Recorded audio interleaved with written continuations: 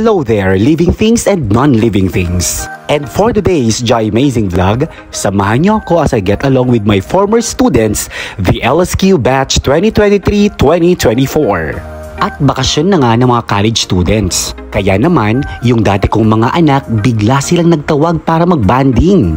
Naisipan lang naman nilang mag-get together sa isang resort dito lang sa amin.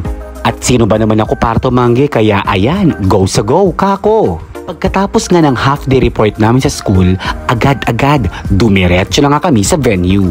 Tinawag ko agad itong Sir Jerome nang sa ganun, may kasama akong pupunta. Eto nga't nagbigay pa nga siya ng lychee para daw matikman ko kung anong lasa. At first time ko to, swear. Kat, idimaraman na akon, ay nanay mas gayam si ka. Ang imas pa nga madya ko ngay aji rambutan. Na imas gayam agpaiso si ka. Idi kwan day jayon napan kamin pinaspasan naman tinag-drive. At pagkalipas na ng ilang segundo, ayan na, nandito na nga kami sa Farmers Villa Resort. Dito lang yun na matatagpuan sa Barangay Abut, Quezon, Isabela. Bakit nga ba Farmers Villa ang pinuntahan namin? Dahil nga, nung nahawakan ko sila, dito una kaming nagbanding as one class. Kaya ayun, dito pa rin kami bumabalik-balik kung may pagkakataon dahil kaibigan namin yung may-ari dito. Syempre, shoutout nga pala kay Sir Nathaniel. At ayan na nga, finally nagkita-kita na rin kami. Syempre, dating gawi. Nakaugalian na nga ng aming mga estudyante na kada nakikita nila kami, agad-agad nagmamano sila. Dahil ito lang naman yung una naming tinuturo sa kanila as a private Catholic school. Nakakatuwang isipin na kahit graduate na sila, still ginagawa pa rin nila itong bagay na ito. Ay nani Sir Abat, aglumalamang pa lang ba't na Jai Mart? Nyakan Sir Abat. Shout out naman kay Sir Leonardo Abat, Pagimasan III. Charles! Ayan na nga't nagsimula ng mag-swimming ang aking mga anak. Nasinabayan pa ng exhibition. Kon na met. Habang nagsiswimming yung mga iba, ito na mga bahogang patuloy pa rin sa paglamutak ng mga pagkain. Wala pa rin pagbabago. Dito naman ako nagulat, yung anak kong dating payat. Kita nyo naman, ang pisngi parang Monay. Dalawa sila actually. Ayan na, ang Monay at Siomay. At pagkatapos nga'y nilibot ko na ang buong Farmers Villa. At dahil dyan, let's have a quick tour. Welcome to Farmers Villa and Resort, only here at Abut, Quezon, Isabela.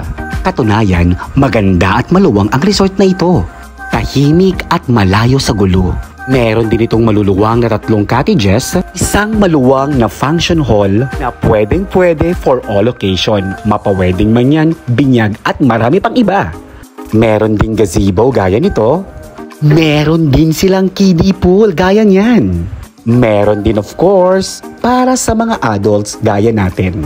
Kung sleepover naman ang hanap ninyo, meron din silang 2 cabin na kasyang-kasya ang mga magkakaibigan pati na rin ang mga couple. Sana all. Kaya ano pang hinihintay ninyo? Magpabook na! Now na! At matapos ng ating quick tour, bigla akong nakaramdam ng gutom. Iso nga, impapal-papal ko na. Mabising garod ti tao. At sa 13 years kong pagiging guro, ito yung batch na inawakan kong 3 beses. Nang salpak ko dito sa LSQ from La Salette of Cabanatuan, sila yung una kong hinawakan. And during that time, grade 10 sila nun. At tapos, nung nag-grade 11 sila, ako na naman yung advisor nila. And guess what? Nung nag-grade 12 na nga sila, sinundan ko na naman sila. O diba, kahit sinong guro gaya ko, maa-attach at ma-attach ka kung 3 taon mo silang mahahawakan. Ito yung batch na halos lahat magagaling at matatalino. Karamihan din sa kanila sobrang mong maasahan. Minsan may pagkapasaway pero sobrang sweet din naman. Hay nako, hindi nyo lang alam kung paano ko sila dinisiplina hanggang sa, ayan na nga, ang laki na pinagbago nila at hanggang iniwan na nila ako dahil nag-graduate na sila. Actually, sinabi ko rin sa sarili ko na hindi ako iyak nung graduation nila pero, ayun, napahagulgul ako sa iyak. Mahal ko silang lahat masyado akong na-attach sa kanila. Kaya ang hirap nilang palayain. Pero ganun talaga bilang guro, kailangan mo silang palayain para lang sa ganun makamit nilang kanilang mga pangarap. Sayang nga lang at hindi sila kompleto. Sa ngayon, eto nga yung mga course na kinukuha nila. Bachelor of Arts in Communication. Bachelor of Science in Nursing. BS Engineering. BS RT. BS Education, major in Social Studies. BS Nursing. BS Nursing. BS Information Technology. BS Mechanical Engineering. At sila nga yung aking mga anak na una nang nagbakasyon. At pag nakauwi na ngayong mga iba, sigurado, adama ng tauting ni Manon. And that concludes my Ja Amazing Vlog. Muli po, maraming salamat. See you again on my next vlog, Living Things and Non-Living Things.